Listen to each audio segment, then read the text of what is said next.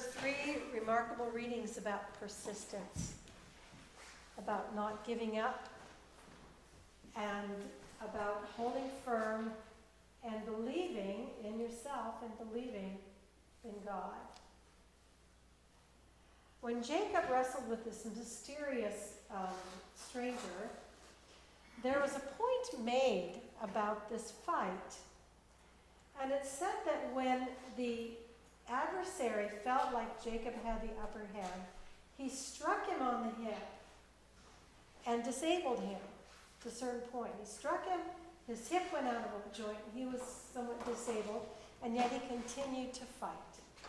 Continued to fight. The hip is representative of a lot of things. Number one, in Hebrew tradition, the hip area is close to the genital area. So this whole thing here is a very, very sacred and important area. The fact that in a symbolic level that the stranger struck him in the hip was a place that was, I don't know how to say it, really close to home.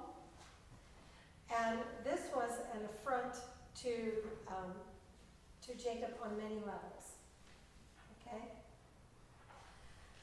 And yet, he persevered, and he persevered in this conflict with this creature, with this person.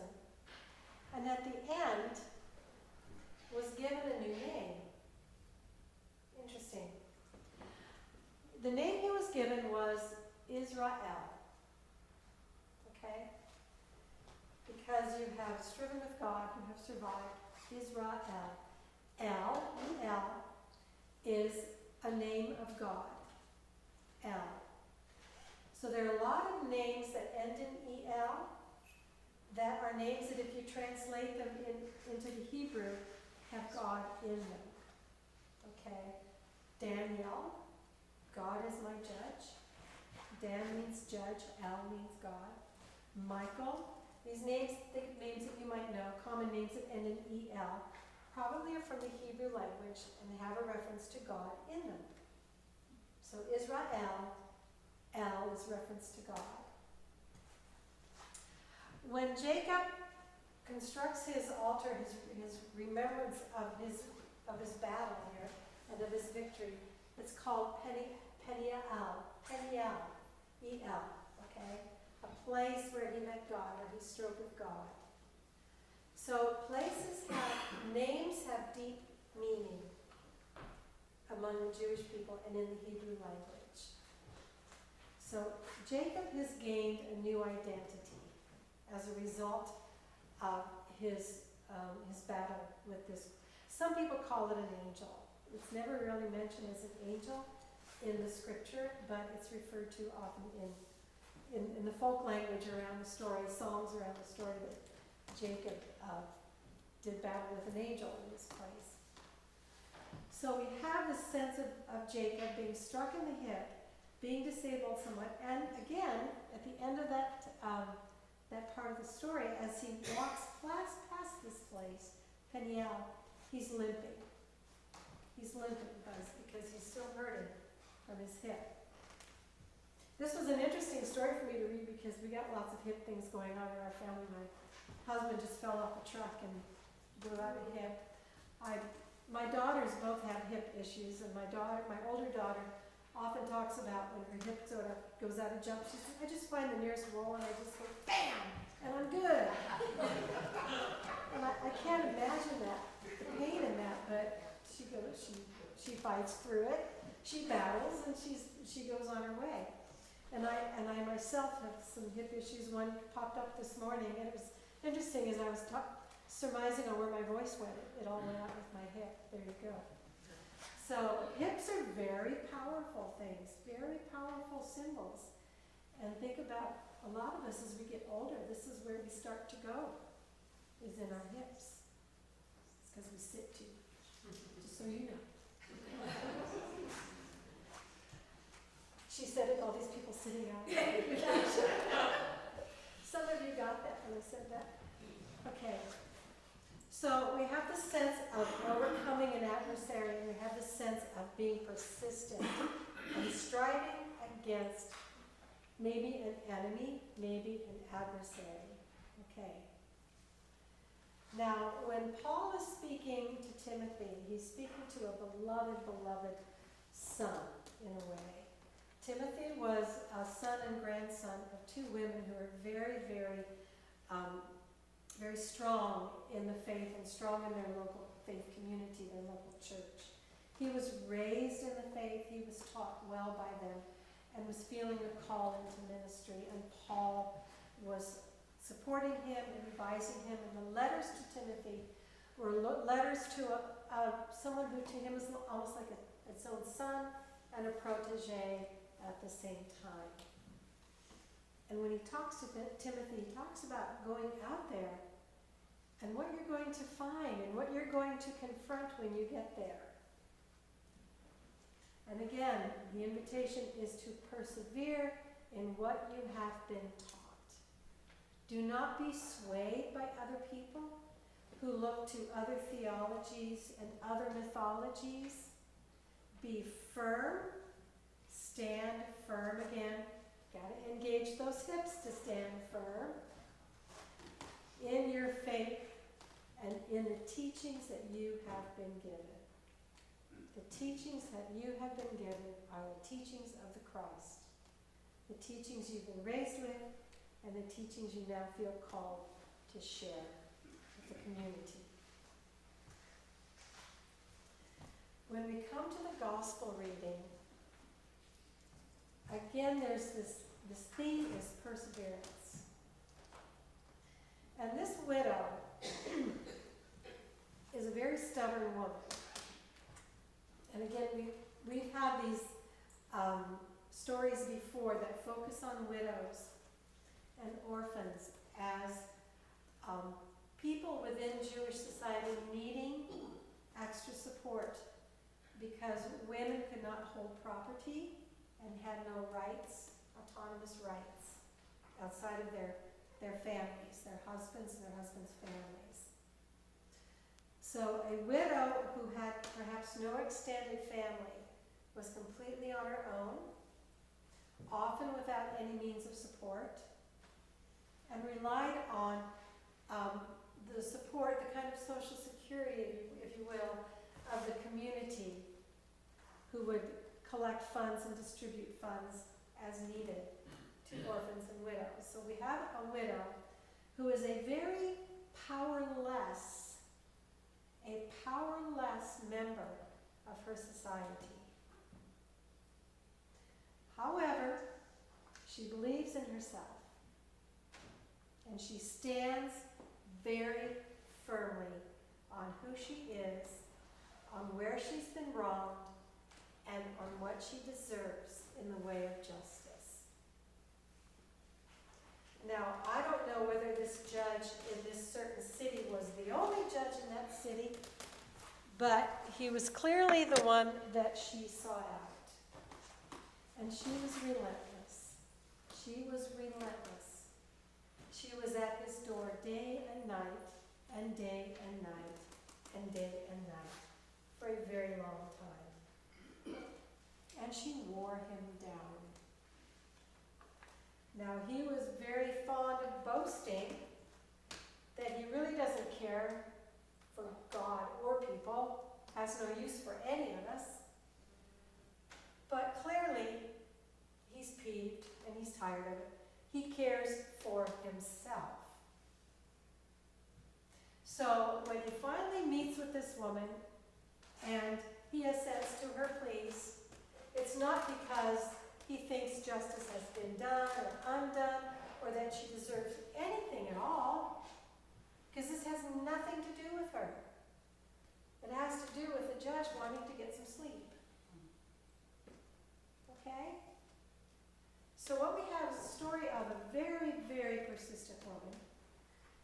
And to be honest, I think she knew what she was doing. And she knew that if she was stubborn and persistent and annoying and bothersome, he would have no choice but to rule in her favor. just so he could get some sleep. Because that's all really he cared about. He knew that. She knew that. So what we have here, say between Jacob and between this woman, is this sense of being persistent against an adversary. Persistence against an adversary. And the literary technique here is not uncommon in Jewish writing, in Greek writing, in Greco-Roman writing of the day, which is called from the lesser to the greater. So if this one person can just do this, then how much greater is God who will do this? Or if a common member can do this, then how much greater a leader or a king or a ruler can do this?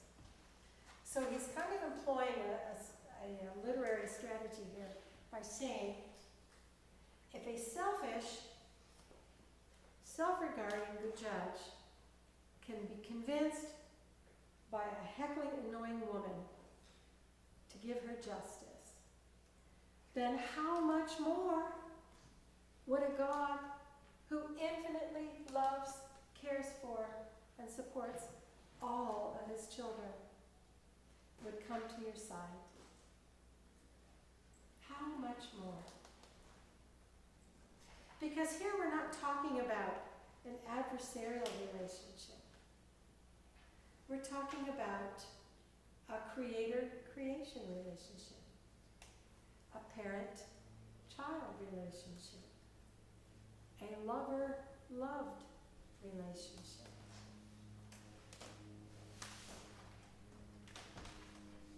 I think that what he is trying to express, as Paul expressed to Timothy, is because God is so faithful to us, we in turn must persist in being faithful to God, which means we persist against things that are against God. In whatever form that may take, murder, wars, killing of any kind, destruction of the land, desolation in cities, injustices of any kind, one class of people on another, one nation against another, any of these situations, any of these circumstances require us who come to these places because we believe and we choose to sit among others of like faith. It is up to us to be persistent. Not just to show up on Sunday morning, but to show up on Monday as well. And to show up on Tuesday. And show up on Wednesday and Thursday and Friday and Saturday. Show up. Show up where you're needed. Show up at those places that call to your heart and say, this is not right. Show up. Show up at that door and pound on it day and night and say, we will not fail and we will not quit. What Jesus is calling his disciples to, and all of the people that he would preach to on hillsides, mountaintops, and seashores, was a life of daily faith. Daily consciousness of your relationship with God.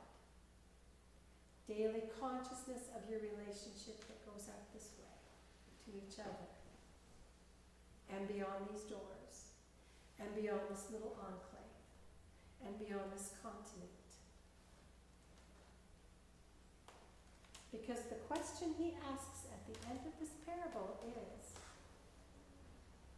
when the Son of Man comes, will he find you faithful?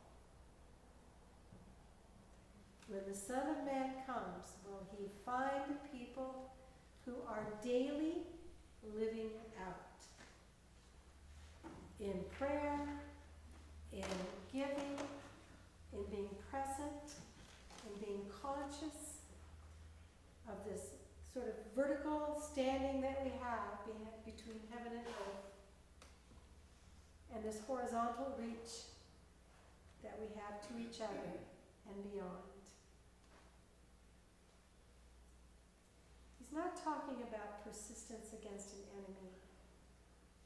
He's talking about what happens when we are in persistent love and persistent consciousness and awareness and faith with the one who made us. That is our persistence here. What it leads us to is our persistence in the world. And the affirmation above and beyond all things, that yes, should the Son of Man decide that today is the day, there is faith. There is